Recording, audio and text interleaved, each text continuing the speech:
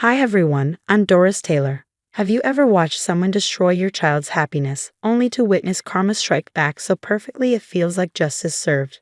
Grab some popcorn, because this story of sweet revenge will make your day. Before we dive into this wild ride, don't forget to like and subscribe for more stories about surviving toxic people and coming out stronger on the other side. 3 years ago, my world turned upside down when my husband Jack passed away. Now, I juggle two jobs, nursing by day and bookkeeping by night, all to give our 12-year-old daughter, Sophie, the life she deserves. Another double shift, Amy? How admirable. I suppose someone has to serve the community. My sister-in-law, Victoria, quipped during Sunday dinner at the family mansion. She adjusted her pearls, flashing that fake sympathetic smile I'd grown to despise.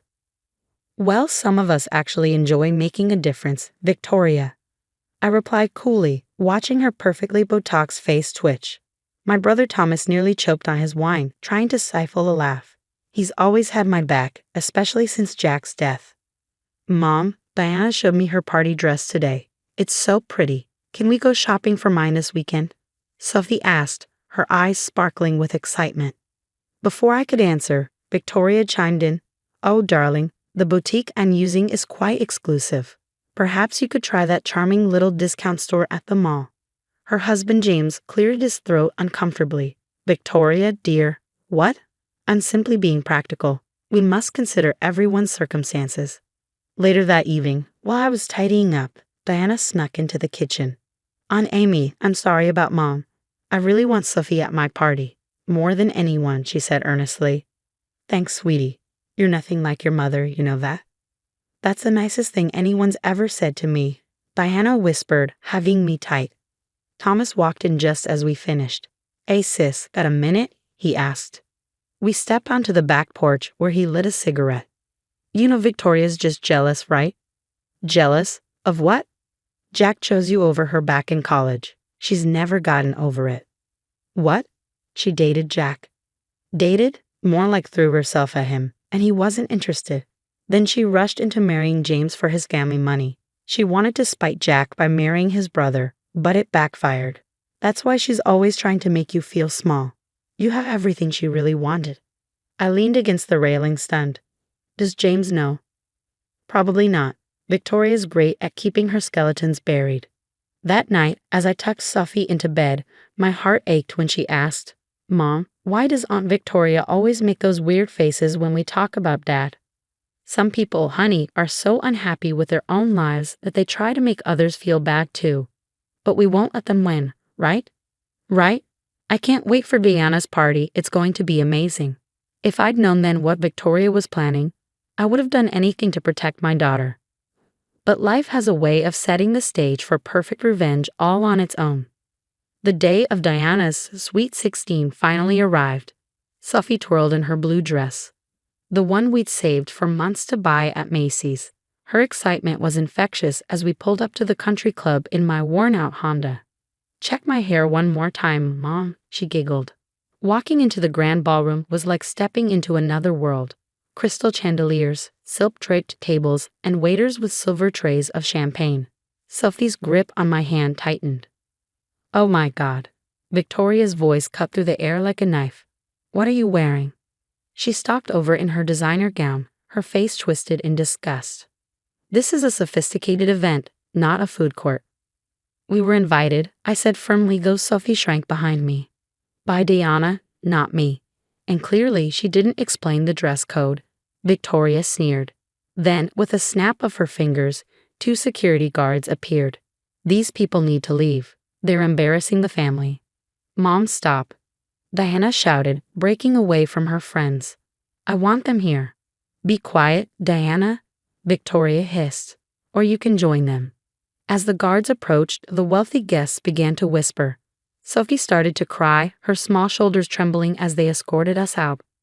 "You can't do this. She's my cousin," Diana yelled after us. Victoria grabbed Diana's arm as we reached the parking lot.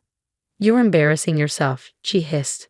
Sophie collapsed into the car seat, tears streaming down her face. "Why does she hate us so much, Mom? What did we do wrong?" My hands shook on the steering wheel as I dialed Thomas. His voice was tight with anger when he answered. "Get to my place. Now, There's something you need to hear. 20 minutes later, we sat in Thomas's study. Sophie had cried herself to sleep on his couch. Victoria's been spreading rumors. Thomas began, his tone sharp. She's telling people you trapped Jack by getting pregnant, that you're after the family money. What? I whispered, stunned. Sophie was born 3 years after we married. I know, Thomas said grimly. But that's not all. Remember when your invitation to Cousin Sarah's wedding got lost? That was Victoria. Or the family Christmas party where you were seated in the kitchen. Victoria again. She's been systematically trying to push you out for years. My phone buzzed. A text from Diana. Mom's telling everyone you crashed the party drunk. I recorded her. I'm so sorry, Aunt Amy. My hands clenched as I watched the video. Victoria's voice rang out, dripping with malice. She's just like her alcoholic mother. Thank God Jack didn't live to see what she's become. My mother died of cancer, not alcoholism. I whispered, rage building inside me. She's using my dead husband and mother to destroy my reputation. There's more, Thomas said, leaning forward. James called me last week. He's been noticing money disappearing from the family trust. Victoria's signatures are all over the paperwork. Looking at Sophie, her cheeks still stained with tears, something inside me hardened. I want her destroyed, I said quietly. Not just embarrassed. Destroyed. Thomas smiled grimly. I was hoping you'd say that. I know exactly how to do it. The next morning, over coffee in Thomas's home office, he laid out the plan. I scrolled through Diana's texts from the night before, each one revealing more of Victoria's schemes. As I said, James noticed money missing from the family charity. Thomas spread out financial documents. Look at these signatures. Victoria's been writing checks to shell companies. I frowned, pointing to a recurring payment. Wait, I recognize this name. When I was doing bookkeeping for Harrison Industries last month, I saw similar patterns. These are fake businesses. Diana arrived during her lunch break, carrying her mother's laptop. Mom never logs out of anything, she said, handing me a USB drive with trembling hands. I found emails. She's been transferring money from Grandpa's accounts, small amounts over the years. How did you get this? I asked, stunned. Mom's drunk on power. She doesn't think I'm smart enough to figure anything out. But I've been watching, recording, saving everything. Thomas whistled as he scanned the files. She's stealing from multiple accounts, evading taxes through fake charities, and there's a whole folder of emails plotting to sabotage your reputation in the community. Just then, my phone buzzed again. A text from James. We need to talk. Victoria's up to something big. Meet me at Murphy's Diner in an hour. At the diner, James looked exhausted. I hired a private investigator last month, he said, pushing a stack of reports toward me. Victoria's been stealing from my parents' retirement accounts. Dad's having memory issues, and she's been taking advantage. How much? I asked, my stomach twisting. Over $2 million, and that youth center she was supposed to be running? It doesn't exist. She's been pocketing the donations. Back at Thomas's house, we spread everything out. Deanna's recordings, James's PI reports, and the financial documents. A pattern emerged. Victoria had been systematically stealing from everyone while building her social empire on lies. One more thing, Diana said, pulling out her phone. I recorded Mom talking to her friend Susan last week. She's planning to declare Grandpa mentally incompetent so she can take control of the entire family trust. The recording played. Once I get power of attorney, I'll cut them all off, especially that gold-digging nurse and her brat. They'll be begging on the streets where they belong. That's it, I said, standing up as fury coursed through me. Call your grandfather. He needs to hear everything. An hour later, William Harrison Sr., the family patriarch, sat in Thomas's study. His face darkened with each piece of evidence we presented. The party incident was the last straw, Diana explained, showing him the video. Mom's been torturing Aunt Amy and Sophie for years. She used your memory issues to steal. William's voice shook with rage as he spoke. And she did this to my granddaughter. All of it is documented, Thomas said, spreading out the evidence. The embezzlement, fraud, theft from your accounts, and fake charities, everything. William picked up a photo of Sophie crying in her party dress. I've been blind to what's happening in my own family, he said quietly. But this ends now. He pulled out his phone and dialed his lawyer. John, call an emergency board meeting tomorrow morning. and contact the FBI's Financial Crimes Unit. I want Victoria Harrison investigated for everything." Looking at me, his eyes hardened. "No one hurts my family and gets away with it." Tomorrow, Victoria learns what real consequences feel like. The annual Harrison Family Foundation Gala buzzed with energy. Victoria stood at the podium, delivering a speech about family values, her voice oozing charm. Her perfect smile faltered when we walked in: Thomas, James, Diana, William Sr., and me. And now William interrupted, taking the microphone. "Victoria will explain herself. Where did the missing $2 million from our youth center go?" William Sr.'s voice cut through the stunned silence. The room froze. Victoria's face turned pale. "I don't know what you're talking about. Maybe these will refresh your memory." James stepped forward, projecting the damning financial documents onto a screen behind him. "Or should we discuss the money you stole from my parents' retirement accounts?"